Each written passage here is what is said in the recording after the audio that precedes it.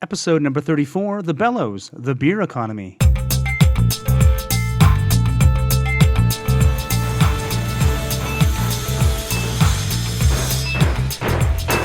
right, cut to edge of stage. Great. All right, color frost. Check. 1, 2, 3. Check. Stand by, please. House to half, house out, letting cues 1 through 10, down cues 1 through 10. Hello and welcome back to the Title Block. I'm your host, Michael Cruz, and on this episode we present another session of The Bellows, a monthly informal discussion about theatre production that takes place in Toronto, this time at the Central Bar at Bloor and Bathurst. In this session of The Bellows, Bellows founder Pip Bradford hosts a panel discussion on the beer economy, a real barter system that is familiar to both professionals and amateurs alike in Canadian theatre, and in many ways may give us an idea about the relative health of professional theatre in Canada. On this panel, recorded on September 19th, 2016, Pip speaks with Theatre Pasmarai's Associate Artistic Producer Jiv Parasram, Director and Dramaturge Maya Rabinovitch, the Box Office and Front of House Manager at the Theatre Centre Julia Nish-Lapidus, and Technical Director and fellow Bellows founder Christopher Ross. You can find some more complete bios online at thetitleBlock.com, and of course, I encourage you to support the show through patreon.com, where you can help me cover more events like this and bring interesting local discussions to artists across Canada, as well as interviews with Canada's leading designers about their history and their craft. And now here is the next session of The Bellows, the Beer Economy, which starts with an introduction by the third Bellows founder, carpenter Kevin Hutson.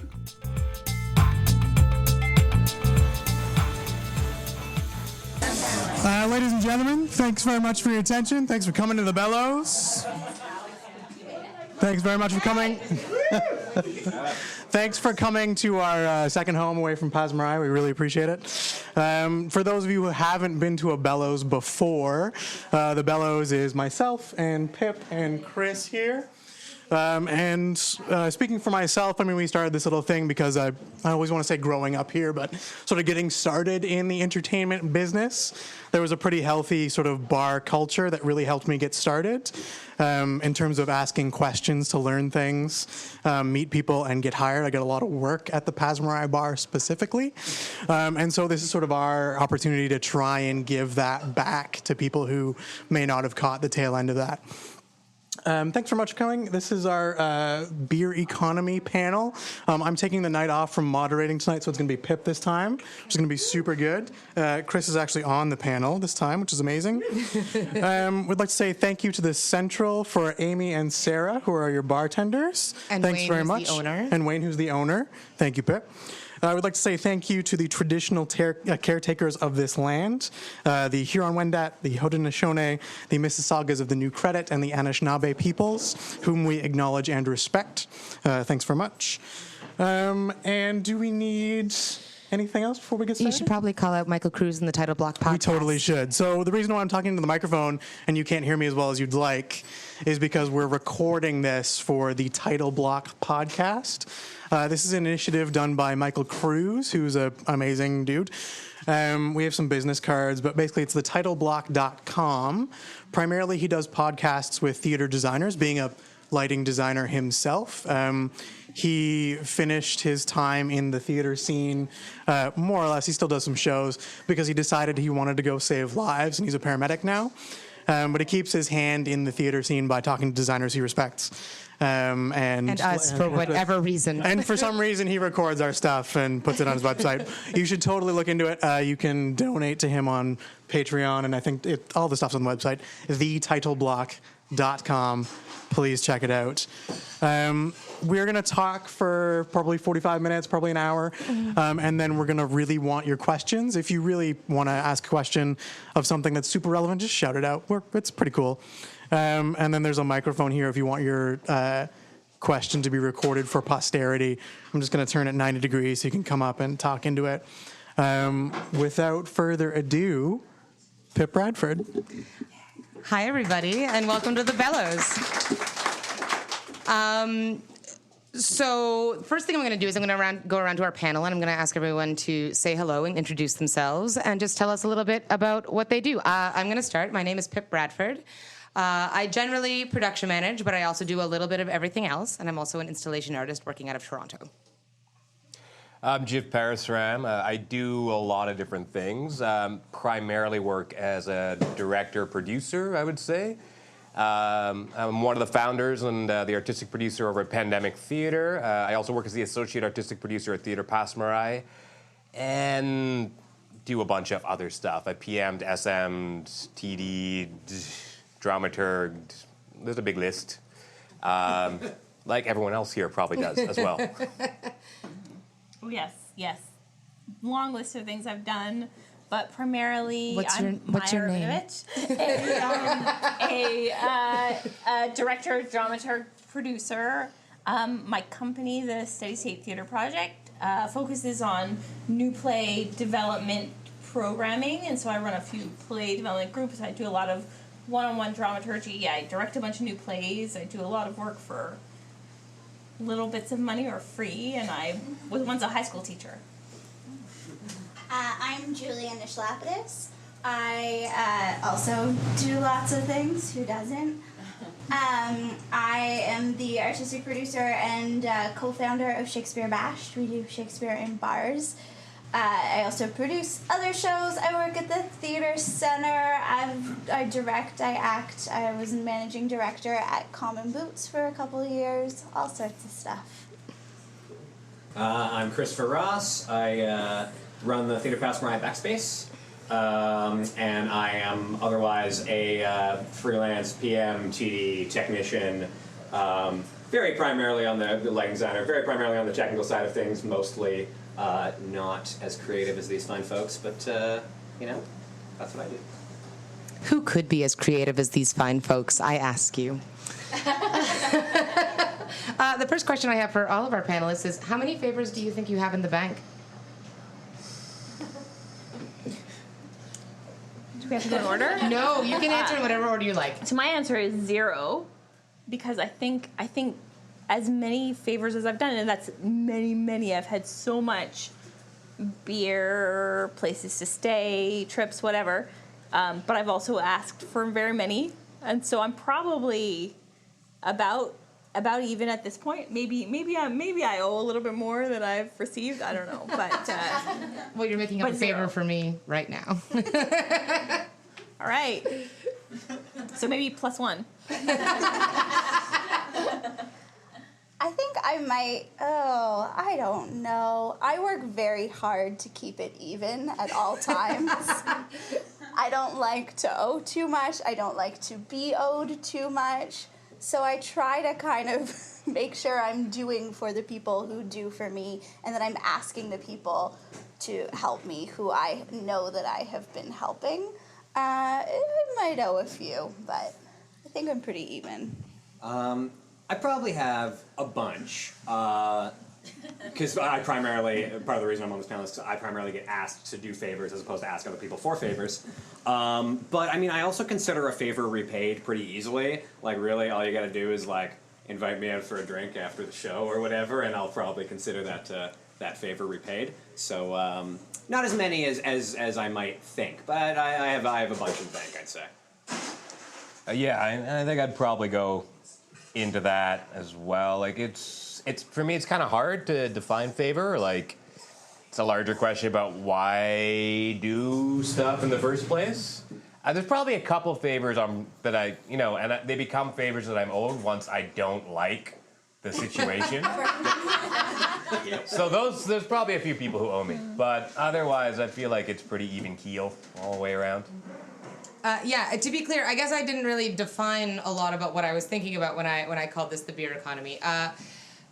This panel is my idea, and one of the things that I was really interested in discussing is the fact that I feel like a lot of the work that we do in theater is very favor-based. Like, a lot of times I'll get asked to do things like write a tech rider for a bottle of vodka, or like come in and operate a show for the night and we'll buy you dinner, or do things of that nature. And sometimes those asks are meaningful, and sometimes I think that they're beneficial for me in the long run, and I think over the course of the conversation we'll discuss both those types of asks, but sometimes they're just a drain on me and on my resources. And so that was why I was interested in bringing this up and discussing it. I know, I already asked you a question. I'm the worst moderator. Kevin, you should just do this all the time. Okay. Anyway, so that's kind of the point of what we're asking, and so, but I think that you really raise a very interesting point in discussing like what's the point of doing a favor, or what is a favor, or what is. Could you elaborate on that a little bit more? I guess is what I would. Yeah, I guess. I mean, for me, I think the larger picture is what's the outcome that we're going for. So an example I can use is like I'm one of the core organizers for the Wrecking Ball, right? And the Wrecking Ball exists on asking people for favors. At the same time, as one of the core organizers, people have asked me to do a favor to be one of the core organizers. So it's this weird ball of favors that travels through the theater industry, or theater sector, I should say. So, and actually maybe that's it. The difference to me, when are we in sector, community, and when are we in industry? And when it's in industry, I feel like I'm exchanging my labor, and I'm not really getting an outcome from it. Like if I'm actively involved, if it's a fun process, if there's some kind of exchange going that way, I don't really think of it as a favor. I think of it as inviting me in as a collaborator on your team. In a small way, a big way, whatever that is. But if it's like, can you move this fridge for me, then that could be a favor, depending, right? Or a bit less like off the cuff on that one, like if someone asks me, can you come in and give me notes on my show? Absolutely, happy to do so. If they don't want to hear the notes and then they've just kind of wasted my time, then that's now a favor that I can ask them for something else. So a favor is not necessarily defined in the moment, but is something that develops.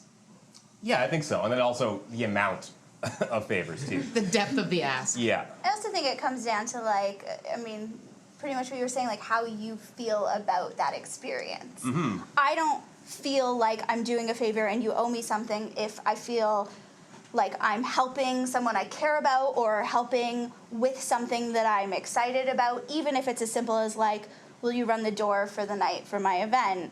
If you make it easy for me and I enjoy myself while I'm there and I don't feel like I have to work too hard, that I can still help you out and feel that I'm being useful, but not feel like you just expect me to do tons of work for you, then it doesn't feel like a favor. It feels like I'm now part of this and it feels good and I'm happy to do it.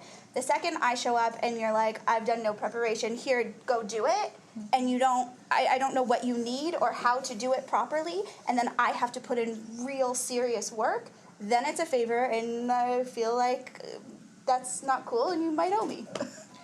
Yeah, on the like kind of hard technical side, I guess to a certain degree, the only favors I do are stuff that like I really enjoy, and a lot of times when I get asked for a favor, like, hey, will you help me set up this show or like put up some lights or something, usually it's because it's in like a non-conventional space that like, you know, hey, we got to set up the show in this bar and we need somebody who knows, you know, who can think on their feet and knows what they're doing. And I'll probably say yes to that because I really enjoy that kind of stuff. If you ask me to come to your theater and hang your lights for free, I'm probably going to say absolutely not, unless it's because you're like maybe Pip and you're super screwed. But like it wouldn't even do that, like, you know. So I guess a lot of times the only favors I really do are stuff that I just like genuinely enjoy and like the people and, you know. Well, so as an often favor asker, I would say that, you know, I have to weigh it out. What can I offer somebody that's actually going to make it worth it for them to do this favor for me? Is it that I'm going to pay for their drinks for the night or buy them dinner, and that's going to make it worth it for them to come and do something for my event for the night or for the week? Or is it that I'm giving them an amazing trip? Or is it that I don't know, that I'm giving, or a not amazing trip? That bus ride to Edmonton was not amazing. Let's be clear. Sometimes it doesn't pan out as you think it will. But you know, I mean, and that's what it is for me too. When people ask me favors, I'm thinking, okay, like, is this experience, this check on my resume, gonna be more valuable than the paycheck? Maybe. So how much am I offering you? One beer, or am I offering you beer for the night? You know, if I do a festival, let's say, and I've paid for the festival, but I've got a technician, I like, I'm gonna give beer as an extra thank you there, because it's like, it's you have to give him a little bit more, because that's the calculation, and it's a living body, I would say. I've done a number of shows for Maya, and she always includes a little beer allowance for the technician in our budget. I'm also have a lot of Jewish guilt, so I'll throw like more drinks into it, because I don't want to, I was just saying to my husband earlier when I was like, I don't know what I'm going to say to this. I feel like I just operate on my Jewish guilt. And he said, is Jewish guilt a thing? And I was like, it is to me. So it's nice to hear you say that. Yeah. That's what it's all about. Fully half our panel operates under Jewish guilt. But actually, something you said, Maya, really brings up a great point, which I think is about doing favors to advance your career versus doing favors because you feel passionately about things. Do you think there's any value in doing favors to advance your career? I don't know that I'm trying to think for myself. I don't know that I ever get asked favors to advance my career. Like, I'm trying to think of a time that somebody has asked me to do something that was like, someone above me, like not a friend who's like, hey, like I need to get the SummerWorks show up and running, like will you help build my set? That's just a favor for a friend. Like, I mean, it advances my career to the degree that like, hey, I like some practice at building coroplast plinths, which we did recently. Right, it was great. But like, I don't think I get asked a lot of times to do like, technical favors for. I mean, I guess that being said, maybe if I'm being asked to like PM something, that might be advancing my career to the degree that it gives me, practice at it. But like, I don't think I get asked a lot to advance my career. Well, maybe and there's an interesting story about a designer I was working with who was trying to get further along in her career, trying to move into the professional world, and I was working for the Amy Project. I don't know if you know this company. It's the artist mentoring youth. And every year we put on a production, and that production then is picked up by SummerWorks. And we hire professional designers to be a part of the project because it's a great experience for the youth also. So this designer friend of mine, I offered her the opportunity to be part of this because I thought great opportunity, because she's not quite a professional designer yet, but it's going to make it's going to put her in that position. But what she saw it as was my asking her to do a youth project, and there was not a common understanding of what the offer was there, because she saw it as a favor to me, and I saw it as an opportunity to her, and we're fine. We're still friends, and we're still working there. But it's when offering favors, it's important to set the terms and to make sure that the person understands what it is you're offering them. Because is it professional development? Because for me, I mean, if somebody offered me a job working with, let's say, dramaturg that I really liked, I would do it for free because that's really valuable for me. But for me, if it's not, you need to make sure that you understand ahead of time what it's going to be. If it's going to be a miserable bus ride to Edmonton, then it's not valuable. Well, you paid me something for that, I guess. Yeah. Well, anyway. I think when I was younger and like newer in my career, I did favors based on like the connections that could be made out of it.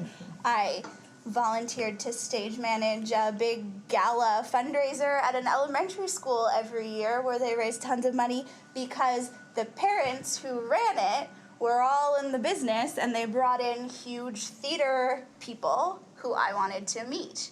And I got real paying jobs out of that. So that made sense. But they asked me like a few years ago, and I was like, no. because I didn't get any satisfaction out of it. It was purely for connections. And those weren't connections that were as beneficial to me anymore. And I think there's that as well when deciding whether to do a favor. I think generally you just got to be aware, right? I mean, like I'm always super hesitant when someone's like, this thing's going to be great for you. Like, is it? I don't know. Is it? So there's that element of it versus like, okay, so like my first SM gig, my first paid SM gig was, I don't know if I'd call it a favor. It was like there was a little bit of money they needed in the SM. They were fairly flexible, and they were like, I can pay you $400. It's going to be for like a couple of weeks, 2-3 weeks of run, and this, like a bit of rehearsal as much as you can make it. I did it, and yeah, I mean, like, out of that though, like there were probably like 8 projects that came up immediately after as we continued to work, and that's it, right? I don't know if it's a favor, if it's like it does create an opportunity, I guess, because it makes a connection, makes a relationship, but what it's really doing for me is saying, I'm in a tough place right now. This is a good relationship I'm talking about. I'm in a tough place right now. Can you help me out? And then later, they're probably going to come back to you and say, like, great, this time I have more money. Maybe I can, I'm going to pay you more money. And generally, like, as a producer, like, Pandemic got started off of buying people beer. I used to work at Steam Whistle, so I would get kegs. You would get like tickets every week, and you could save them up and get kegs. There was a party where Chris threw chairs off his balcony at our closing party. Like, that's the amount of kegs we would get. Last week. But like, that's how we started doing it, right? Now we're at a place where we try our best to never not pay people. But we're always calling in favors and stuff, And it is always with the caveat, like, if I had more money, I would give you more money. I never take money unless everybody gets paid, personally, as a producer. So I'm gonna hope the same for other people, right? Yeah, and I think that's part of it. In you definitely have to differentiate. Like that's always the hope, is that people will ask you to do a favor, but they'd like, but if I had more money, or next time I do have more money, I will totally pay you, as opposed to the people who just learn that you'll do a thing for free, and then will keep asking you to do a thing for free, and there are definitely those people out there. That's actually a good, stage management is totally, like when I was younger, how I got started doing favors was being, asked to stage manage, and then being asked to stage manage again, and yeah, I'll do that for a favor, or maybe like a profit share, which these days I almost consider a favor anyway, because who knows if they're going to make any money. But, and back then it was okay, and then I got hired as a technician, and I started getting paid for everything I did, and I was like, oh, this is awesome. I don't need to do that anymore, and now if you ask me to stage manage a show for a favor, obviously not. I got bills to pay. I can't do that. I'll give you all this beer. What? And that is valuable, to be fair. But. Actually, one of the reasons why I was really interested in advancing this panel at this time is because I have a bit of what I like to call a favor Cinderella story, which is that a company for whom I have done a number of favors over the years paid off, and now I have a contract. And I guess, but this is a company that I would like to make clear, I pursued giving them favors. Like, I very much put myself forward as being like, hey, I like working with you. I want to do more with you, blah, blah, blah. And now because I have made myself so available, and because we've worked together and we discovered we really like working together, I'm getting paid. Do you think there's value in doing that? Do you think there's value in putting yourself forward and doing favors for companies that you want to work with in the future? For the right people. Yeah. And for people who you truly believe will do good by you. Like, if you're passionate about the work, then I don't think it's the end of the world. I don't think you can overextend yourself, and if you're doing it just because one day I'll get money from them, well, you never know. But if there's a company that you want to get involved in, yeah, I just think you have to be careful. It's about, in my opinion, if you're someone who is asking for favors, it is your obligation to remember who does those favors for you, and those are the first people you call when you have money for whatever it was they were helping you with. And if the people you're doing a favor for don't seem like that's their thing, then maybe think about how many favors you want to do for them. I do think there's definitely value in that, in doing favors to get involved, and that's actually... I've done plenty of favors, not because I wanted to work with the company in the future, because I have a full-time job, but just because I wanted to hang out with those people. I just want to get in on the cool parties, frankly. But there are other companies. Elephants Collective is one that I work with, who they do weird performance art, and it's always exciting and strange, and I really enjoy it. And they were in my space to do a show, and we did the show together, and then they moved on, and I liked them, so I kept helping them, because I was like, hey, what you guys do is kind of cool, and I want to be involved. So I kept helping, and now, I'm a company member. So, they're still not really paying me, but we're doing weird shit, and they're going to Halifax, and it's going to be crazy. So there is, I think, definitely value in doing favors for companies you want to work with. Rarely do I do it to advance my career, because again, like I have a full-time job and I do tech work that pays me. But sometimes I just want to hang out with people, so I'll show up to strike and help them strike. Maya or Jiv, do you have something you want to add to the? I think the only thing I'd add. Sorry. No, go ahead. The only thing I would add to that is maybe like there's an importance to knowing what you're worth and not devaluing what you're worth, and maybe that's a way to equate that favor thing. I've taken gigs, paying gigs, and free gigs and stuff, and also just for the base value of being able to, should someone ask you, be like, what would you say your in-kind services were worth? I can say, here's my hourly rate. By this job for this amount, this would have cost X amount. You should know that, so that next time you write a grant, you can budget for it, or, just so you know how much time I put in. And sometimes, even when I'm getting paid under contract, it's a favor. Like, my rates, the way I like to break it down is, my rates are my rates, and then otherwise, essentially, it's for free, and it's whatever you want to pay me. Like, I'm happy to do it. Usually, I'm happy to do it. But establishing that for yourself, so you're not in a constant place of having to devalue it. It's the same idea, I think, of like really liking someone and like carrying their books around for them so that one day they might smile at you. They might not smile at you. And it's okay if they don't smile at you. Nobody said that they were going to smile at you. You were just carrying books around. But people have tablets now, so it's easier. Right? Some of those tablets can be pretty heavy. That's true. But BlackBerry. Yeah. But I mean, it's a challenge, right? Because you have to really think: is this valuable to me? Are they going to ask me to the dance if I carry their books for them? But and probably not. And I graduated from theater school like 10 or 11 or 12 years ago, and back then, okay, so I could hire the designers who are now way more professional than I am, and they would do the work for free or for beer, and we would and then it was beneficial for them because they were getting that first experience, and for me now there are some things that I would charge an hourly rate for. And some things that are still valuable to me. I mean, there are areas that I'm still striving for my full-time professional money goal.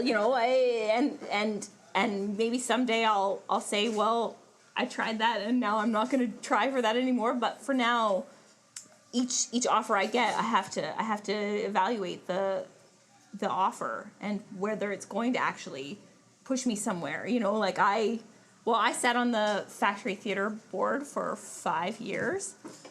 And that's interesting because that's a free opportunity. I got out before all the craziness. Not that it's crazy anymore, but it did get crazy for a time. I got out like 6 months before that. I think it might still be a little crazy. A little crazy. But for me, when that was offered to me, I was like fresh out of university. And I was like, yes, this is an amazing opportunity. But did it move me anywhere?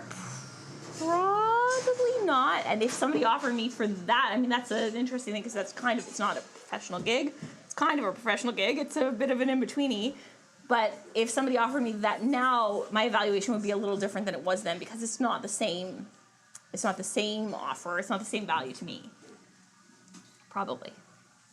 Yeah, I just want to, what Jiv was saying, was actually really, I think it was Ray Salverda that brought it up in one of our previous panels, that you should straight up invoice for favors you do. You should totally send an invoice with your hourly rate and everything, and then at the bottom say, donated to a company, but, just so you know, this is what you would have been paying me.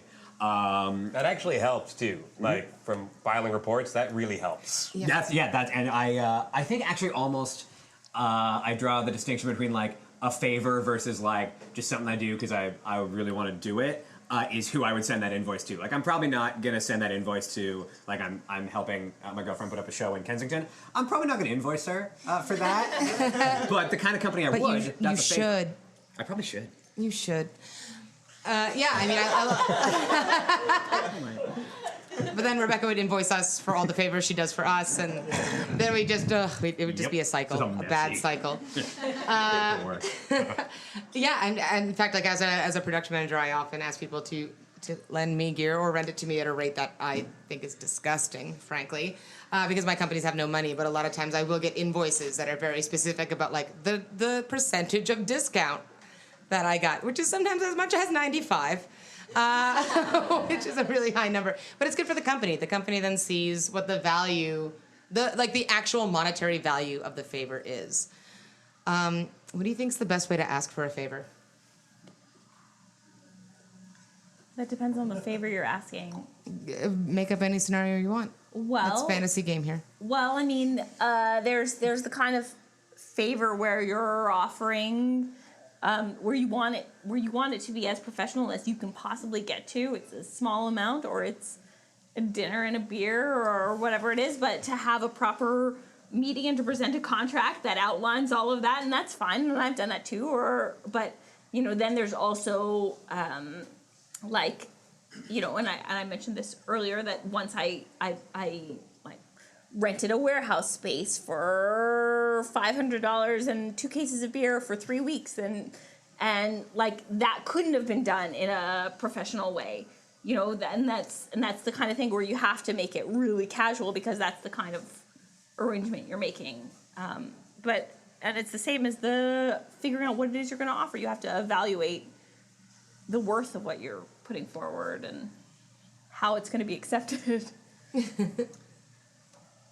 Yeah, I would just say, transparent as possible, with the knowledge of who you're talking to.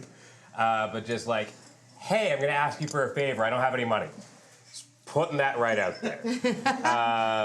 Do you want to do it? And then like, no? Okay, great. Yes, let's keep talking. How's your schedule? Is the next one. But that's it. You got to be able to accommodate people's schedule. Like, people ask me for favors all the time. I don't mind. It's like, can you work around my schedule? Then sure. If I can make it work, I have no problem doing a favor for you. And also, and career-wise too, like, I'm at a place now, I guess, where I'm in a position, oddly, where people are like, I need to ask you for some mentoring advice. And I'm like, that's weird. Grants. He's good at grants. He is. So whatever it is, right? Like, I'm happy to do that, but it's like, well, yeah, I used to ask, like, people all the time, and I didn't even know to call it mentoring. I thought I was just like, are you around? Can I ask you my problems? So it doesn't ebb and flow to it, but just straight up, transparent. Yeah. Here it is. Well, and one thing, like I've just hired 5 dramaturgs to work with some playwrights that I have as part of my company programming, and there's nothing that I can really offer them. It's not going to be a huge step in their career. It's 1 meeting a month. They could do it over the phone, and I'm offering them a lot of beer for it. And like, so why not? And that's kind of, but transparency, that's what I have to put forward. Like, no money, yes, beer, 1 hour, could be anywhere you want. And like details. I've been asked for like, hey, could you come to the thing and help out? Yes, but what am I gonna do? What exactly are you asking me to do? Because when I show up, I want to know what I'm walking into. I want to be prepared for it. And I think it's easier to do a favor when you know exactly what you're getting into. So I make sure if I'm asking for a favor that I'm very clear, totally transparent, like you guys were saying, and like, just here are a bunch of details. Let's answer any questions you have. Let's make it as easy on you as possible to do this for me. I'm trying to think of the kind of favors that I would ask as more of like a technician. And there is stuff like, hey, do you got like a metal chop saw I can borrow or something like that? Or like a little bit of gear. I almost consider that to be like a one hand washes the other kind of thing, because when people ask to to borrow my gear, I don't consider it a favor. I'm just like, yeah, totally.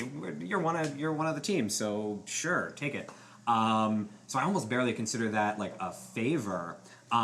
If I'm doing something, I mean, I would only ask for like work from somebody if I was absolutely desperate. Someone had dropped out last minute, and frankly, like, and I did this recently with Joey Morin.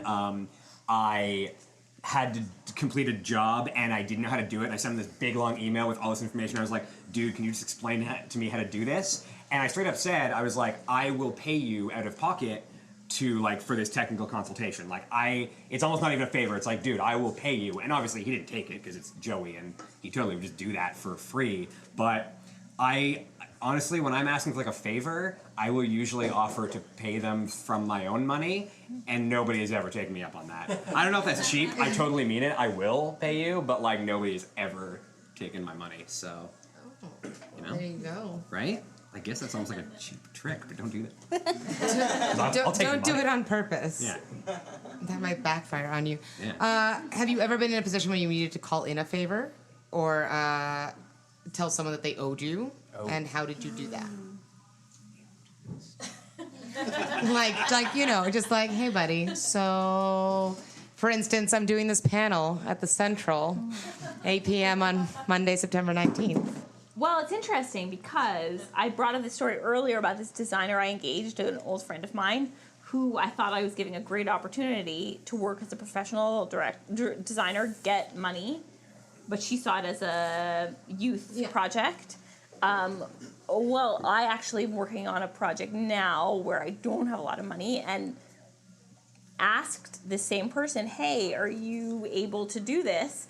Because I kind of saw it as, hey, I gave you that opportunity. Now, do you think you could step in and help me a little bit here? And that's when I then understood that actually she saw that last opportunity as a favor that she was doing for me and that I owed her, you know. But, again, communication is key. And offering to read grant applications is always a good way of paying people back, which is how I did repay my debt there. I don't know if I've ever had to be like, hey, by the way, you owe me. And maybe it's just not in my character. I'm not sure. Or I feel like if I were to say that to somebody who I thought I had like a legitimate relationship with, and they were already, and then, you know, they were, if I felt like I needed to say, by the way, you owe me this, I don't think I even want to enter into that equation. Yeah. But if I know that, I will hold on to that until like 20 years from now, and I will use it then. Jiv's tombstone is just going to be a list of everyone who owes him. Luckily, Hindu, we get cremated. That list goes with me, and you'll never know. You owed me everything. Yeah, I don't even know that I would necessarily do a favor for somebody that I thought I was going to have to say, hey, I did this for you, so you should do this for me. Like, I think for most, I can't think of a time I've called it a favor. No, I can't think of one. No. I mean, I'm sure someone's here is going to listen to this and be like, Julia, she, like, did this, and they're going to think I'm such a horrible person for not There's remembering. a microphone right there. Tell us all about it. But, like, Call them out. no, I can't think of ever calling in a favor. I can't think of ever, like, no. Probably, but no. So none of you will own up to having done it, but do you think people should? No. I think you can. Well, listen. I mean, Pip, I will say that probably we are uneven, and probably there are plenty of favors that I could owe to you. And if you were to call me up and say, like, hey, could you come and do this thing for me? And I can't even think of what that would be.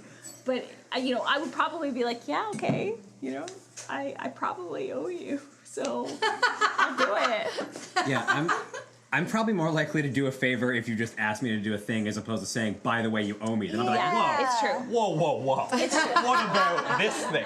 All of a sudden you're in a bar, there's a chart, there's arguing. I don't want to do favors. I don't do favors so that someone owes me something, and I like to think that the people who are helping me out aren't doing it so that now I owe them. So if suddenly someone said that to me, I'd be a little surprised, whereas I would probably be much more receptive to them just asking for me to help them out, as I may have done in the past, or as they may have done with me. And if they asked me, I'd be like, yeah, you've helped me so much, I'd be happy to do that for you. Yeah. But I don't know about the like keeping score. Yeah, if they took out the chart and were like, so unscroll, here you go, here's where I stand, here where you stand, and They still have a scroll too. Which Just so you know, I have a chart like this for all of you. You know, it's like they say, don't lend someone money and plan to actually get it back. If you lend someone money, say goodbye to your money. I think it's the same thing. Yeah. Do a favor. You're not doing it so that someone owes you and does something for you in return. That being said, I just want to clarify. When I say I've never called in a favor, I probably called in a favor, I guess, but I've never called someone up and been like, I'm calling you up. The time has come. That's only when I need to disappear a body, right? Like, otherwise... And that's only happened like 3 times. Well, and that's, I think, the value of having the payment, whatever it is, right there on the table, right there in the beginning. You know, am I giving you beer? Am I giving you dinner? Am I paying you $50? Or like driving you around for a month? But like, you know, whatever it is, you know, make it clear at the time so you don't have this tension afterwards where it's like, I owe you something, you owe me something, I hate you for giving me that or making me do that. Yeah, if you're doing it for a beer, then you're doing it for a beer. Yeah. You get the beer, you're done. That's the end of that. We're square. There's a village custom where my parents grew up and like where my family's from, where what you would do is they had a thing, they called it a susu, but it may have only been called a sue, and that may have not actually been the name because they made up names for stuff all the time. But essentially, there's a pot. There's a pot of money, not an actual pot. They might have actually at one point been a pot, I shouldn't say that. But there's a pot of money. And the way it works is that it's not really questioned. The money is there for the community, and if people need to take it out, you do kind of track it and stuff, but it's a form of microfinance. Like, then that's just been a cultural thing that's kept our communities going for a long time. And people know to pay back, but I don't know how much accountability there is if you don't pay back. You take that into consideration. Like, I've got, and myself as well, like, I struggle with a lot of stuff in my life. Like, I've got lots of issues. I have friends who have even more issues.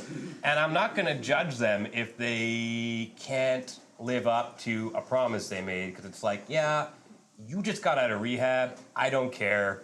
Just stay clean, and you're doing a favor to me, right? So whatever that is, it is a community thing. And I think that when we start having to keep track of everything, it's a bit of a problem, and it's a little bit toxic to I think why people are doing theater in the first place, because it's not the most profitable endeavor that you could be after, right? Unless you have no other skills. And then you have a very diverse skill set, so you probably have skills. You have skills. I have skills, yeah. Our audience has skills, Jiv. Are you talking to anybody specifically there, or? No, that's a good point. Not gonna say on a podcast. Oh. Ooh. I just meant to skills. The skills? Yeah. Oh, any So sorry? you guys have a diverse skill set. So you're just yelling at us to correct. Oh, everybody here, I'm sure, has a diverse skill set. I don't know everybody that well, but I will say, in general, if you work in theater and you're working in theater, your skill set is probably immensely diverse. Yeah, if you try to apply that to any other field, not any other field, many other fields, you'll do pretty well, probably. Yeah. I couldn't build a rocket ship, but I could probably do anything else. Build a pretend rocket ship. Oh, yeah. And like smoke would come out the bottom and it'll light up and everything. Don't go to the moon in it. Well, my follow-up question, I guess, was, do you think it's ever worthwhile when you are considering whether or not to give someone a favor to consider what you could get out of it? Like, what do they have resources-wise that might be useful to you? But it sounds like, it sort of sounds like we already kind of answered that in the sense that, like, we all feel like we're, like, doing favors for beer, then we're doing favors for beer, but it can be like if someone asks you for a favor and you know in that moment there's something that they could help you with, you can say, I'd be happy to do that for you. Would you mind doing blah, blah, blah for me? It's just like at its simplest form is like postcard exchanges in programs. Yeah, I'll happily stuff your postcards in my program. Can you stuff mine in yours? Yeah, I think that's a good way of putting it. What's the exchange and what's the real cost to you in so many ways of what that means. Time, sure. We can all get proper Marxists and all that. But also, like, spiritually, what's the cost to you and your living? And I will say, like, look, there are different things. If somebody is like, can you come, like, talk to the group about, like, an idea, like some kind of theory thing, articulate like that. Happy to do so.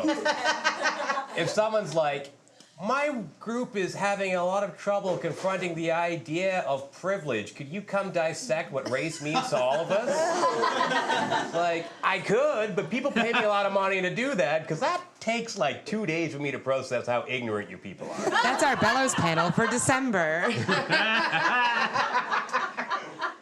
But yeah, this is a bigger ask, right? To me, but maybe it's not a big ask for somebody who doesn't have to walk away from that and be like, wow, that hurt me so much to be there in that room. Versus someone who maybe the case is like, oh, you guys are idiots, it doesn't really affect me that much. Ask them. They're great. I'm sure they're awesome. I think, to a certain degree, more than wondering or like more than assessing sort of what I can get out of that favor, I assess why I'm being asked and like why am I not just being like paid, or like why is this favor being asked of me? Because there are companies who ask me for favors who I think, and I'm not going to name any names, who I think, no, you should be able to afford that or figure out how to afford that.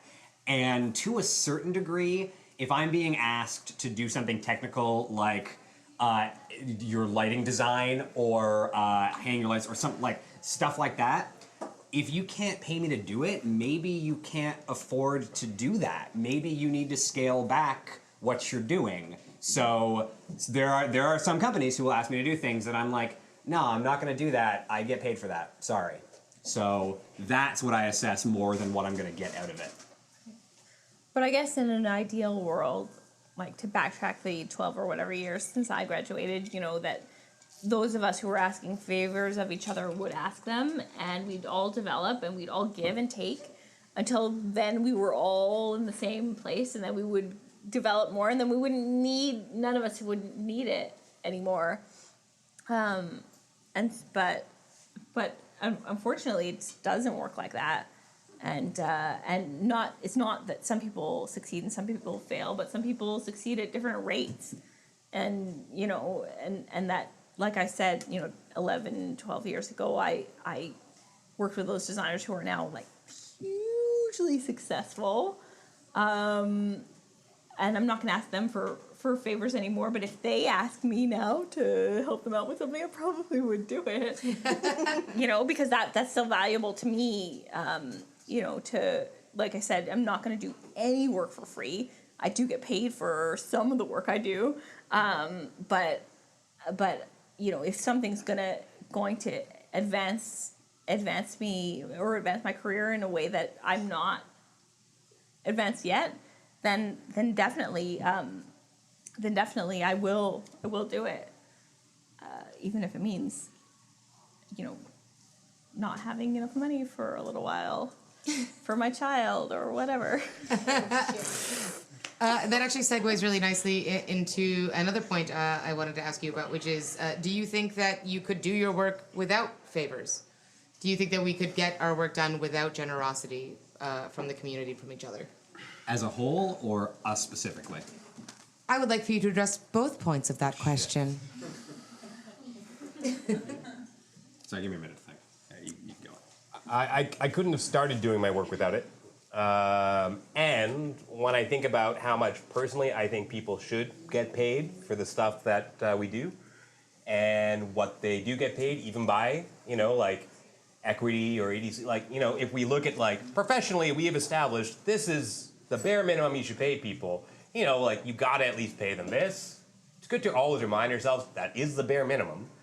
But even that, and what I know the work is worth, are often very different. The work is often worth a lot more than that. So in that way, I think we're all being very generous with our time. I mean, not everybody. Some people suck. But they get the bare minimum. I got no problem with that. But largely, people are quite generous with their time. And so I don't think that any of us could really keep doing this otherwise. Mm-hmm. Yeah, I think the quality of work would suffer immensely. There are definitely times when I go in to do a favor, help set up a show in a storefront space or whatever, and sort of like during the process think, what the hell would you do if I wasn't here? Like, what would you have done? And like, they'd probably figure it out, but like, it might not be as good, and that's not tooting my own horn, but like, you know, I have something to add to the process, so I think the quality of work would just not be as good if we weren't helping each other out with our expertise and time. Than our time. So yeah. Well, and for me, I think a lot of the work I do through my company, the new play development programming, and sometimes I have events like similar to this, sort of in a bar. People can present random pieces of work, whatever they like, and I think that's, you know, in a way, saying to my dramaturgs, hey, I'm not going to pay you any money. Meet with this person once a month. I'll give you some beer. Come to this event. It helps build the community, and I think that's a huge part of the beer economy. That we build relationships where it's not just that I'm buying you beer because you came in and did this favor, but also we're going to sit down. We're going to talk about the next project, or a bunch of people are going to get together, and eventually that's going to grow into something bigger, and we'll get more satisfaction out of that. But the conversation and the community is satisfaction also. Also, for me, a lot of the work that I've done without money involved is the work that I've been the most passionate about, and that I feel the most satisfied from. And, you know, I've done work where there is not, I mean, it's theater, there's no good money, but there is money to live off of, where I am really doing it for the money, and at a certain point, it still involves the same amount of commitment and ridiculous work that your money doesn't actually equal out to being worth the time you're spending on it, and then you're not as passionate about the project, that sometimes I would prefer to do something as a favor or just with, you know, my own passion that I'm really excited about, and to be in a room of people who aren't there for a paycheck but are there because they want to be there and they want to bring themselves to this can be really exciting, and I think has been some of the best work that I've been involved in. Not to say that everyone in that room doesn't deserve tons of money for their work, but it, you know, there's an energy to that. It's the community. It's. Jiv, go first. Oh, up to you. I think that's absolutely true. There are shows that come through my space, and like every show that comes through my space, I will give my a very high quality of work to, and I will do my job very, very well. But there, every so often, a group comes through, and like. One of my favorite examples is when James Smith and Gil Garrett came through and did The Show That Smells, which is a weird little show they did, I know. And they were so great, and they were so, like, there were two of them putting up this ridiculous show because they really wanted to, and they were so wonderful that I was like, I'm going to help you guys in every way I can. Like, I am totally going to help you design your lights. I am going to help you, like, I'm going to string all these lights up for you and make this atmosphere really, and I, like, made some split gels and like with quadrants of color, and like I put my all into that show because they were really great and I really liked them, and I still feel really rewarded by that show. So yeah, sometimes it's just a group that is passionate or you really want to help. And yeah, I didn't get paid extra for it, but it was awesome. So. The only thing I wanted to say, which is unfortunately now going to detract from that a little bit. Awesome. Not against it. I've done that. I love when that happens. That's the thing. The downside is to say that we want to be in a room with people who are not there for the money but want to be there anyway, automatically puts up a barrier in our community. We cannot, and this is the danger, right? We cannot say it's a group of people who just want to be here. It's a nice idea, but that cuts off a lot of people who can't be there because as much as they want to be there, they can't afford to. And everybody comes from a different walk of life, and that's probably why we don't have the most diverse ideology, diverse everything in this sector, is because it caters to, a certain group of people who are able to be flexible like this. Yep. Or, the other way to say it is also a certain people who are okay with a certain standard of life, but even to get to the point where you can walk into that, you need to get past that first barrier. So that's, there's only so far favors can go before you die of starvation. Absolutely. I mean, I am to a certain degree, part of it's my personality, but to a certain degree, I'm only so generous with my favors because I have a full-time job. I get paid for the work I do, so I can do stuff outside that for pleasure or because I want to learn more about something or whatever, but that's because I get paid regularly, so yeah. Right, but then there are the months or whatever time where we have to schedule out every minute so that we're then going to the part-time job, then going to this rehearsal, then going to that rehearsal, then the next day going to this rehearsal, that rehearsal, part-time job, and that it's so jam-packed that you're pulling your hair out trying to make all of everything work because you can't survive otherwise, and you can't excel your career otherwise, and that's why lots of people have to give up. Mm-hmm. Because they can't. Yeah, and I guess that's kind of what I'm saying in terms of if you're going to do that, you better really care about what you're doing outside of the jobs that pay you. Yeah. So how much are you paying us for this? Full disclaimer, all of our panelists tonight are appearing for beer. I actually wanted to, I wanted to open up the microphone to the audience. I was hoping some of you would have some questions you wanted to ask our panelists tonight. I also have a question. Then you have to come to the microphone. Show them how it's done, Erica. Hey guys, it's me. Let's say you've agreed to do a favor for somebody. This is kind of like Why syncing. Are you looking at me? No, I'm not looking at you. I'm looking at all of you. Let's say you've agreed to do something as a favor. Let's say, because I'm a stage manager, to stage manage someone's play for 2 weeks, and then someone offers you a paid opportunity that's going to be really good for you. How do you navigate that? What do? Do you go through with the favor?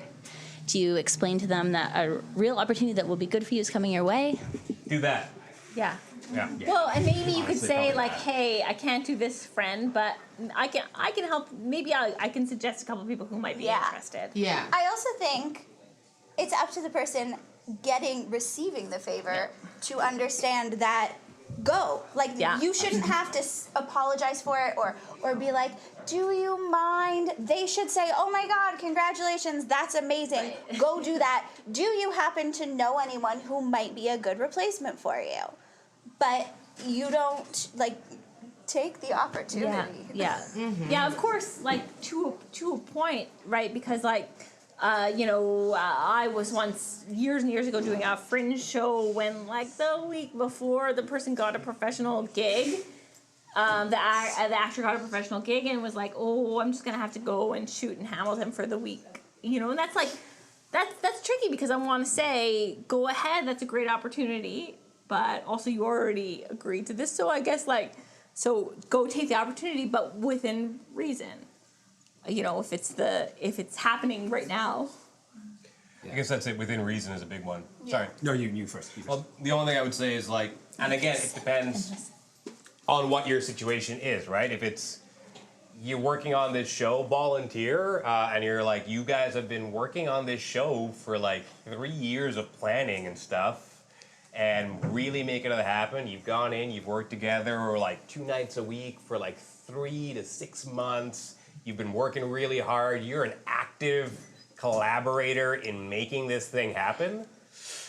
It's still okay to take the paying gig, but that the social capital, the value of that relationship, the value of what you'll feel from coming out of that project, that's where you really need to make the hard call. But you should never feel like you can't take the paying gig.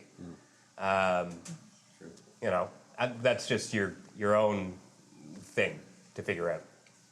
Yeah, and that actually leads into a question I had for the panel, but I think it's also really important to, when you're doing a favor, when you're asked to do a favor, to obviously give it your all, even though you're not necessarily being paid for it. That's not an excuse to lower the quality of work that you're giving to it. Have you guys ever had a situation where you've asked somebody a favor and it has backfired? I asked this, it has happened to me before, I have seen, for example, somebody has asked their friend to design for them, and I'm not even going to say what kind of design, because maybe we'll give it away, but the person then spent the time kind of complaining and moaning about not being paid for it and just giving sort of a lower quality of work because they're not being paid, which I think is bullshit, and you shouldn't do that. But have you guys ever had a situation where that's happened? By the way, you can ask Chris for full details at the bar afterwards. Yes, definitely that's happened, and I think, and again, it's important to set your terms before you come into any agreement for money or for no money. But I've definitely had collaborators, group leaders, dramaturgs, directors, writers, probably in every area of theater. I've run into somebody who made an agreement to do something and then didn't give it their all because they thought they could come in at the last minute and just kind of do a half-assed job, and that it wouldn't, I wouldn't notice. But that's the agreement. That's the agreement that we're making. You're going to do your professional job. I'm going to do my professional job. We don't have any money, but these are the terms. And it's really shitty, because then when I do have all the money someday, sometimes I have some money. Sometimes I have a little bit of money. But when I have the money, I'm not going to want to hire you. In fact, when somebody asks me how it was to work with you, then I'm going to be honest and I'm going to say, hey, that person really wasn't committed to the project. That person, was really irresponsible, and that's not good. I also think it happens. It's always going to happen. You can never predict it. But in the end, if I'm the one who asked you to help me with something and what you came out with isn't what I was hoping for or expecting, well, this project is my baby if I was the one asking for the favors, and I can't expect you to treat it with the same importance in your life as I'm going to. So at a certain point, you have to understand, if someone's helping you out and not getting paid for it, that you might be able to dedicate everything to it because it is your baby, but not everyone else can. And at a certain point, they can only give what they can give, and you need to be ready to kind of step in and have other plans on how to deal with that. Mm-hmm. Yeah, I'm a bit closer to that. Like, I don't think I've ever had a case where I'd say, like, wow, you really misstepped on this free job that you're doing. Like, it's a free job, and whoever's the instigator. The only time I've ever had anything kind of close to that, is when it's been when someone has come up to me and been like, I want to work on your show. It's like, okay, cool, in this capacity, for free. It's like, all right, I guess, if you really want to do that. I didn't know I needed one of those, but sure. And then it creates more work, and it was not a good experience. And it was like, well, that's unfortunate, because you asked to work on this, and then you just didn't work on it, and you created more work for everyone else. That sucks. Those are the people who don't need to get paid that much. Yeah. Yeah. Well, and that's like, I don't think it needs to be the perfect job, but when you, let's say, get to the, you're in a festival and you get to your tech day, which is it's like 6 hours long, and the designer hasn't actually worked any of the details out, even though you did have the meetings and all of that, and they weren't making much money, so, it's, at that point they're putting the whole project in jeopardy, and that's where you could say, hey, this is not cool, because it's not, even if no money, even if you're paying to be a part of it, it's not cool. I have a question, tangential, I think, maybe relating to that, about how to decide for ourselves when we're agreeing to a favour and when we're asking favours, how to set really good boundaries so that we are having the good communication up front. And if you agree to a favour, like, can you then set a boundary, or have you just offered, like, did you just sell your soul to the devil? No, set boundaries. Yeah, that's actually what I was going to continue saying to this was now when I do a favor, for example, like if I'm going to help production manager or help TD something, now that I know enough about what those things actually mean, I can say, hey, yeah, I'll help, but here's all the conflicts I'm going to have. I'm going to have a tech week during your show. I'm going to be doing a show all these times. Like, I do not have the time to offer a full commitment to this, so you should probably hire somebody if you can afford it. But if you can't, yes, I will help you, but here's all my conflicts, and here's what I will be able to offer, and here's what I can't do for you. Yeah, my response to an ask for a favor is like, great, so you're asking me to do this, so I can do this, like, here's my to-do list. Is that what you need from me? I can do that. And if they come back and say, yeah, and maybe a couple other things, what are those other things? I'm not going to just blindly sign on. And if they throw other things at you, if you're doing a favor for someone, you are in your right to say, I'm really sorry. I was only able to do this, and this for you. I can't help with anything else. I'm just out of time and energy. And, sometimes you just don't want to. Yeah. It's allowed. I think we're just going to let the rest of the panelists finish the question, and then you're up.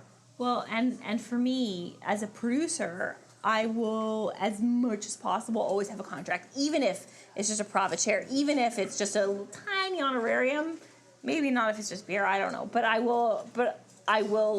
I've run into too many problems over the years. Like, we thought you were actually paying us $1,000, even though it's a profit share. To set the terms ahead of time, because it will only work if we all know what we're doing and we all agree to it, no matter what. So set the terms for yourself, for everyone. I don't have much to add. The only thing that I would say is that actually that comes up for me more often than not when people ask me for recommendations of people. And that's where I'm putting myself on the line, I think, to recommend someone to go into a bad situation. So the only time I'm pretty big about being upfront. If someone says, I'm looking for an X, it's always, well, what do you really mean? And what do you want them to do? Are you paying them? What's your schedule like?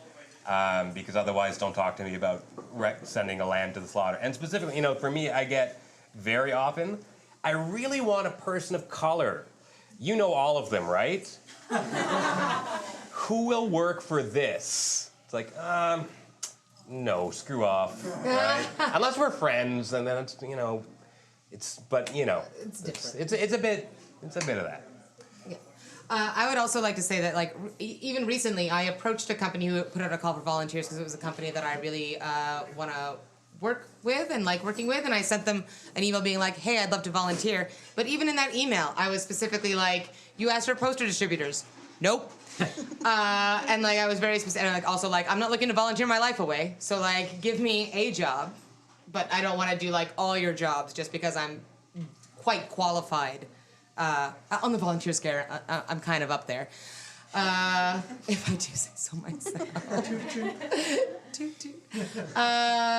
But yeah, and so I think even when you're approaching a company in a non-specified ask, when a company is calling out for volunteers or calling out for just publicly looking for people to help them with things. It's fine to reply to that company and say, like, I would love to help.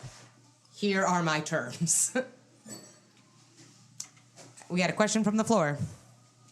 Yeah, so I just wanted to ask you guys, when it comes to different positions, is there any positions when you're asking for a favor that you find work out better than other positions when you're working? Or is there any difference, or is there no difference or anything like that? I'm just going to be entering a project soon where I might have to do that. And I just want to know if there's like a position you've ever encountered where you're like, man, I would never ask anyone to do that as a favor again because they didn't give me everything that I needed from them. I think it depends on who you're asking, right? Like, there's lots of stuff that I'm willing to do for free in the right scenario, and then there's stuff I hate doing. So if you ask me to do something I really hate doing, then it's not gonna be a good thing. I'll probably just say no. But that being said, there's stuff that I really like doing that are actually fairly low commitment. So if you were to say to me, "Can you come help me hang lights?" I'd be like, "I can hang lights. I'll come by for the day. I don't care." Can you? I can. Okay. You can. Let it be known. All right. Well, are you finished? I'm good. Okay. Well, I mean, and that's kind of like you have to look at each role you're trying to fill to really evaluate if what you need to be offering. But for example, I'm working on a show right now. The production value that I want versus the designers, let's say, and production personnel I could get, I have to offer them money. But the actors, and that's not to say actors always, but the actors, I know I'm going to get a good amount of interest without paying. So I'm not going to offer the actors any money, but I am going to offer the designers money here because, and that's, I'm looking at what I can get there. It's tricky, and each scenario is different. Controversial. Yeah. As an actor, that's a show I like. But that's just it. Like, I know lots of actors that I would love to have in this show I'm directing. I would love to have them in it, but I'm not going to ask them. I know they're not going to want to do it for free, and I'm probably going to be okay with the people who come out, probably. I hope so. I haven't done the auditions yet, but probably. Sorry.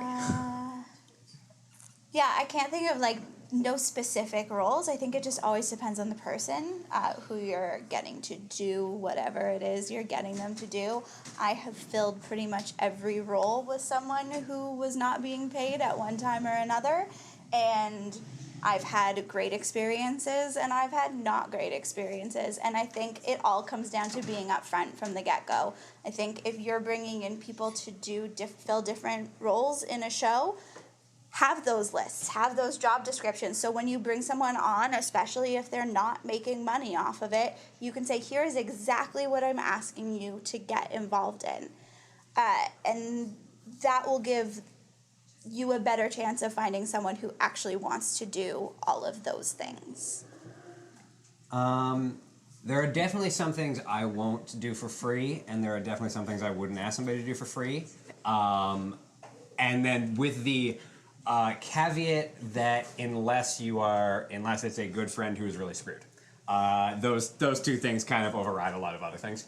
But I won't scenic paint for free, or probably even if I'm paid, because I'm not a good scenic painter. I won't if I have to put a ladder to your grid and hang your lights, I'm probably not going to do that for free. This is all stuff that I now have a certain level of expectation in terms of what that job means. So I'm probably not going to do your grunt work for free. I will do things that let me sort of utilize my brain and practice skills that I want to get better at. But there's some stuff that I just do in my day job that I'm not going to do for free because I just don't want to. Yeah, I think it's really based on the person. For instance, I would front of house for free because I find it kind of fun because I don't do it professionally. It's a little bit of a lark for me. I would never ask Julia to front of house for me for free because that's what she does for a living, and I'm sure she doesn't enjoy it nearly as much as I do. Well, I guess as professionals, we have to theater lean in. I don't know if there's a theater term that could be lean in. I think lean in is our theater term. But that you have to know what your value is and your worth, and you have to ask for it, and it doesn't hurt. What? Find your light.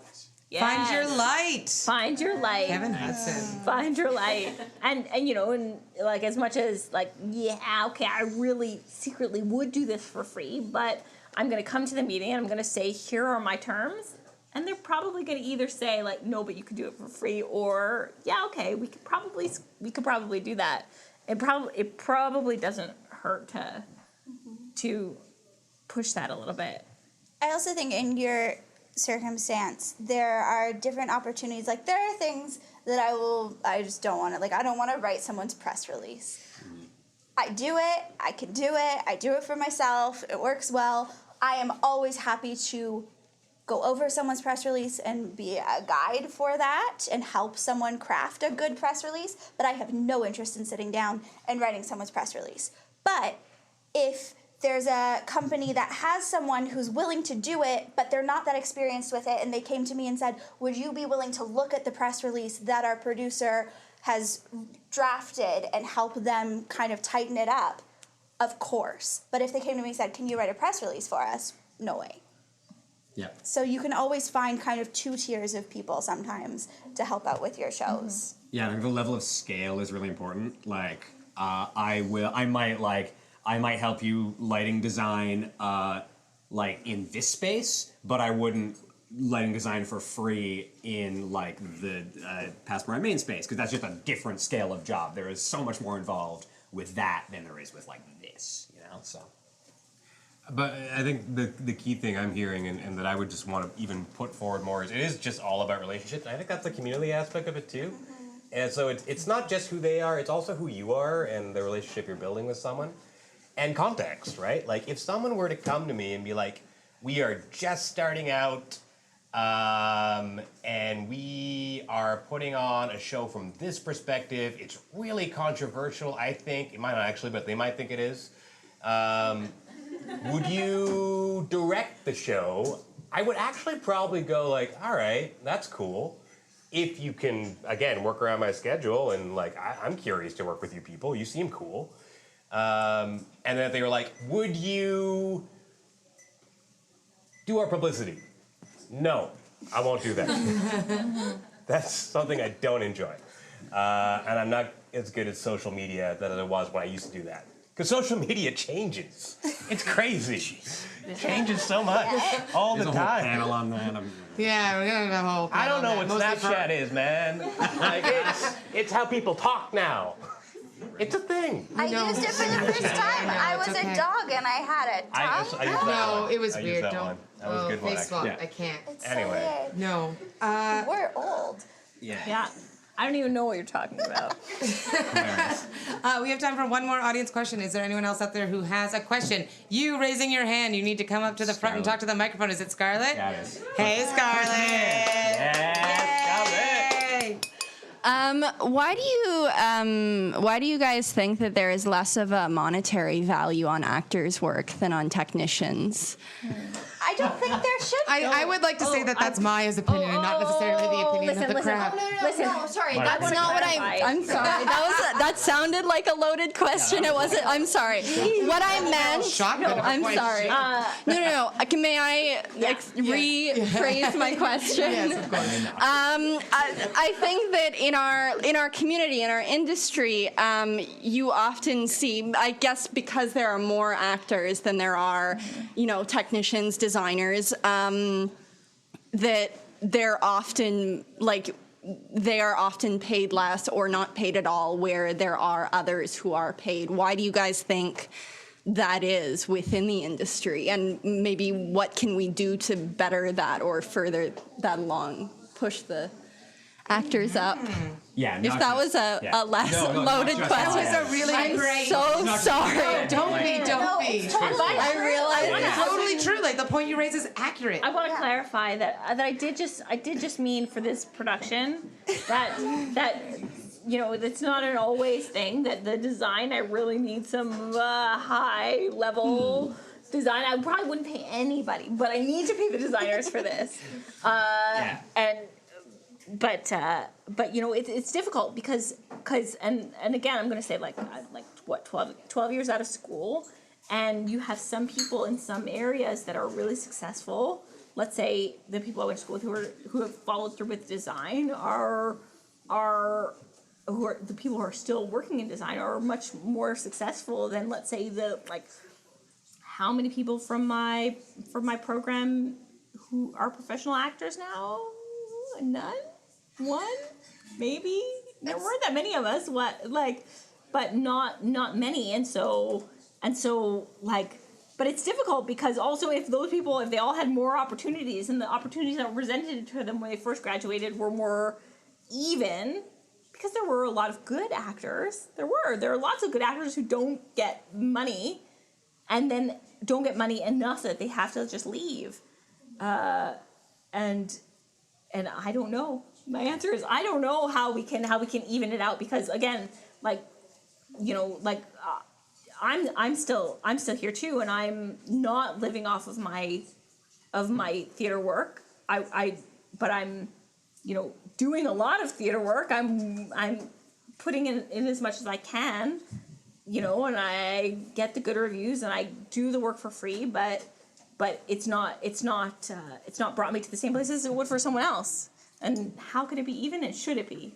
I don't know. I was going to say, in support of the thesis statement of Scott's question, I definitely see many shows coming through my space that the designers are getting a fee, the actors are getting a profit share. Like, that happens all the time. So that's totally a true thing. Why? I don't know. I'm not involved with the actor side of things as much. I also think there's a difference. I mean, you have a full-time job. I do. Doing what you do in theater. I do.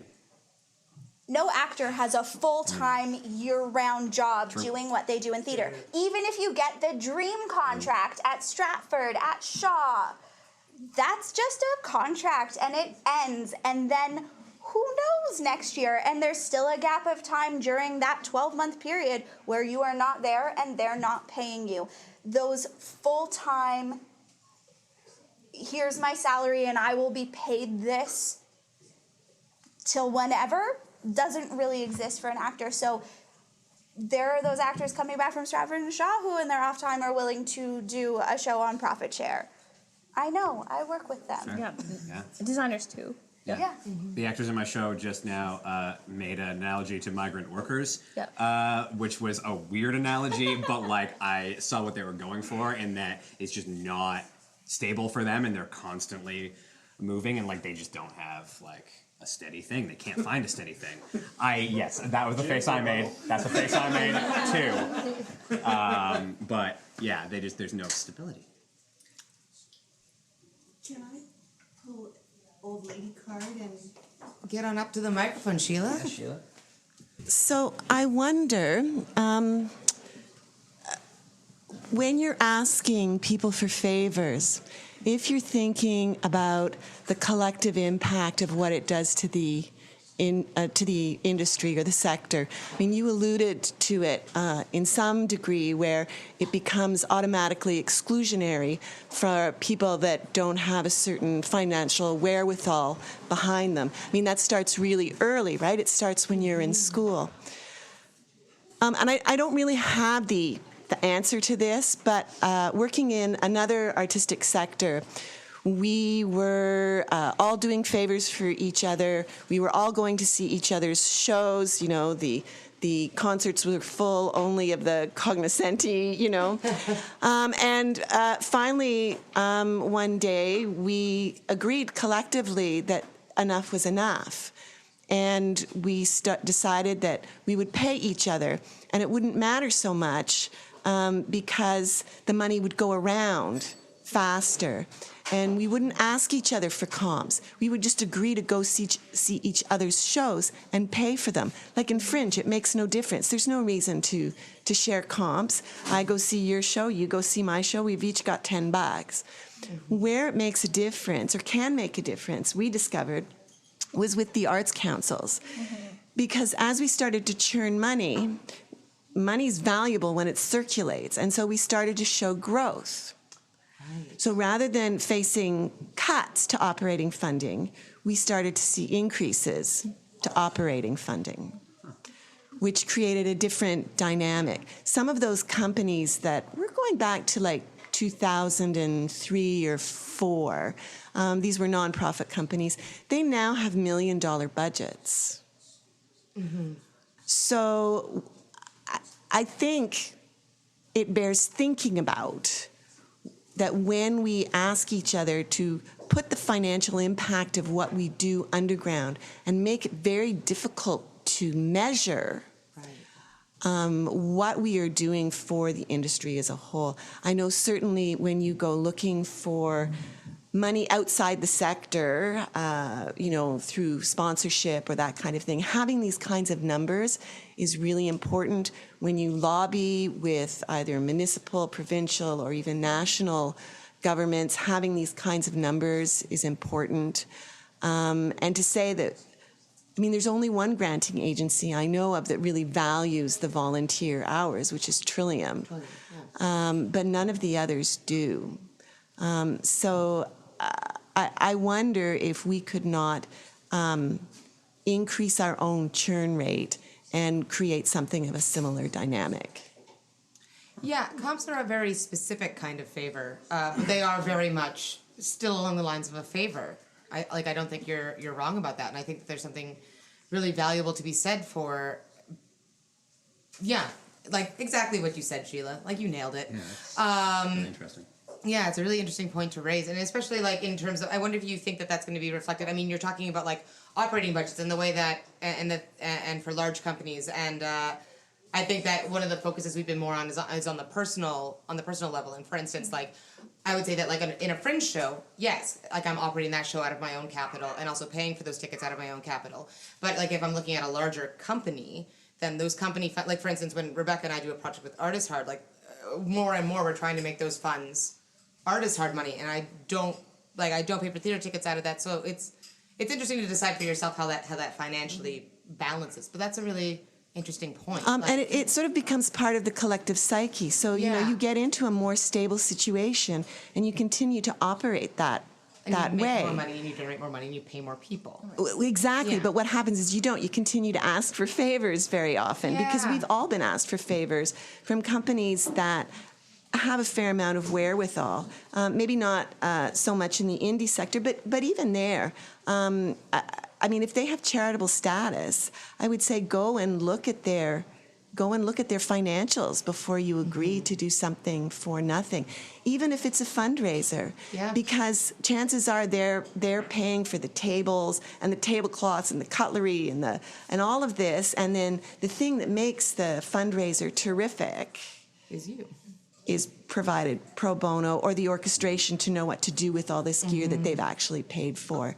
So, maybe I'm just a cranky old fart, but no. I think it does bear thinking about what it does to the industry as a whole when we pro bono-ize so much. Well, it's a good point. Yeah. It's a good point that the granting bodies want to see. One thing they definitely want to see is that you're paying your artists. And it's kind of a catch-22 because if you don't get the grant money, you can't afford to pay the artists, so you can't show that you're paying the artists, and then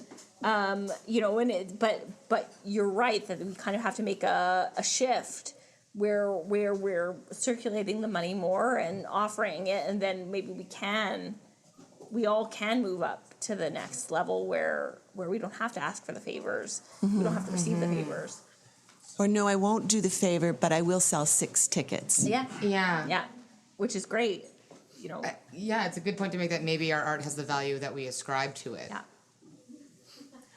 I just wonder if that's already happening, though. I think that we do that. I think maybe we don't report on it very well. Maybe that's what we're talking about. But I know personally in my practice, I try to keep track of all that stuff. But then that's also with the practice of trying to work towards building a company that will be able to have tidy enough books that someone could trust it on operational at some point, so that I can recurringly pay people and one day, pay myself to run it or something like that. But I think I'm not sure. That's maybe an interesting question to throw back to the room, because as I know, that tends to be the way that I operate. Yeah. I don't know if maybe that's the same thing that other folks are doing.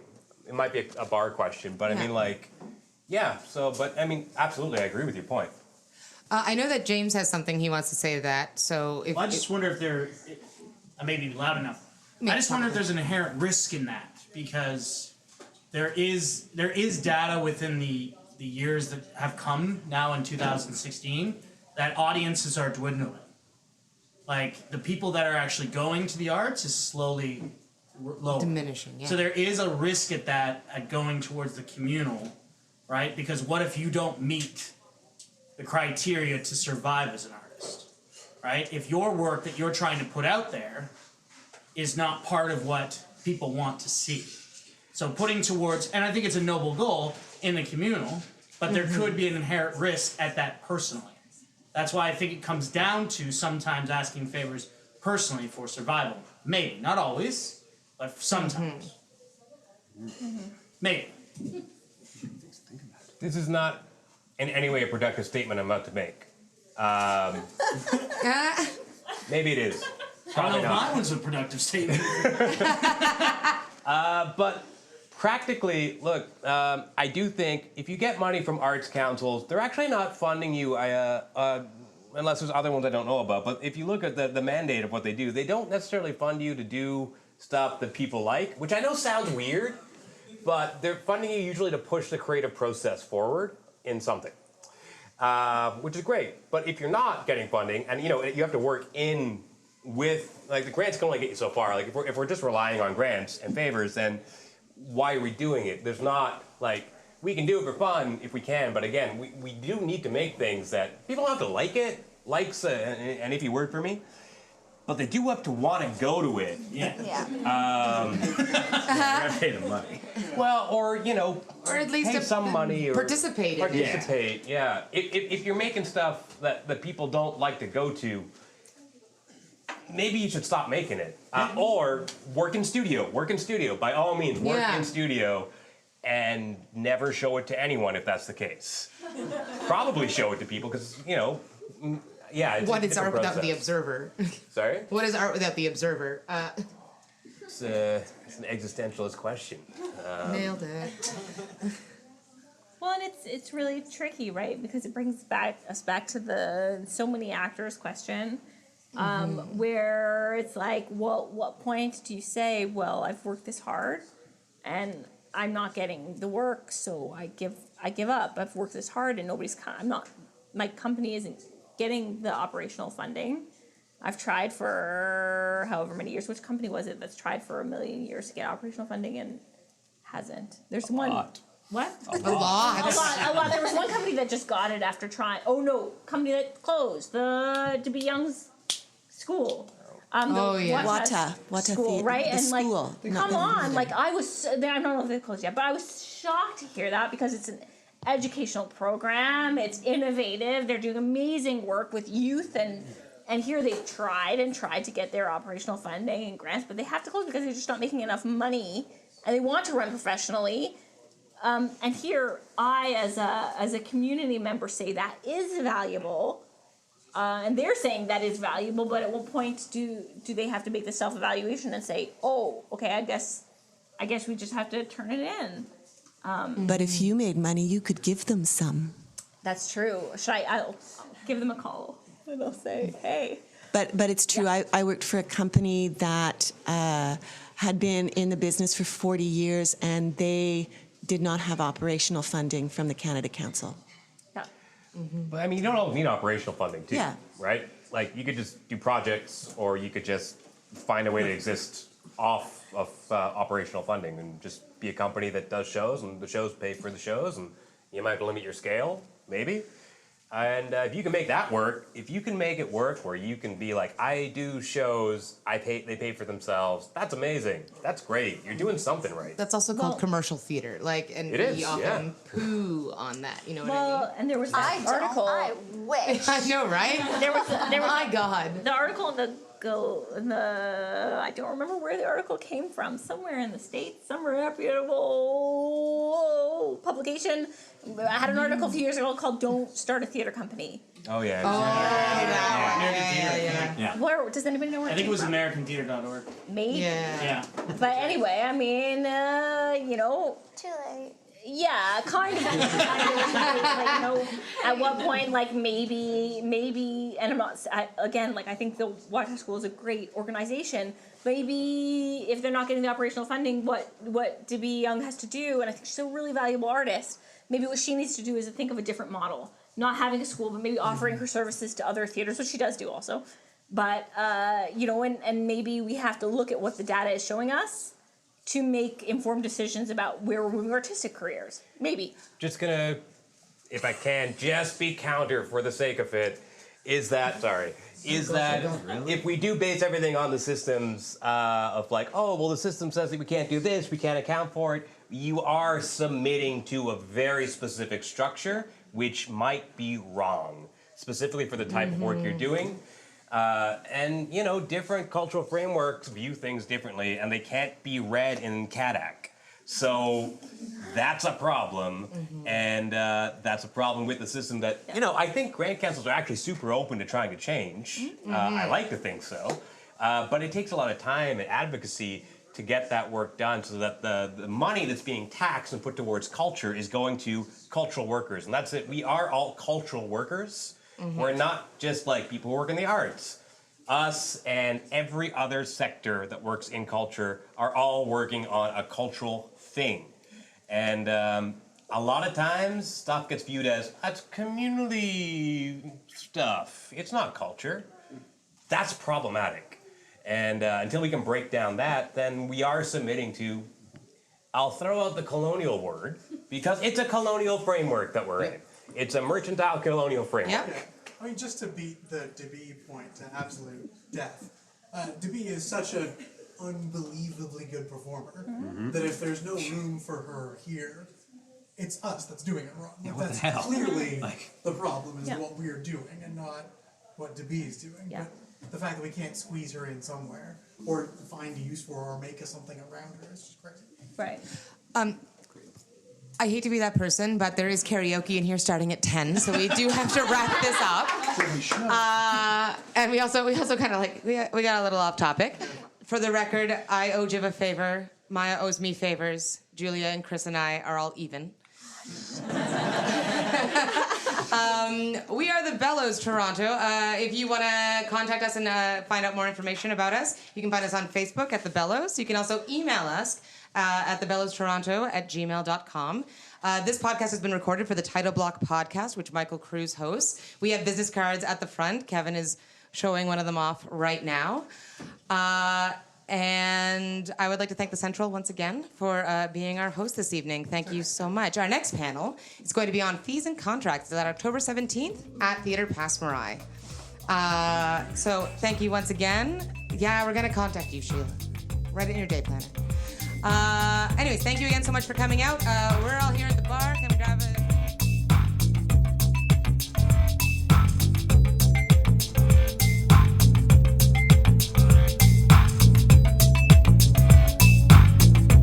And that was another presentation of The Bellows, this time The Beer Economy from September 2016.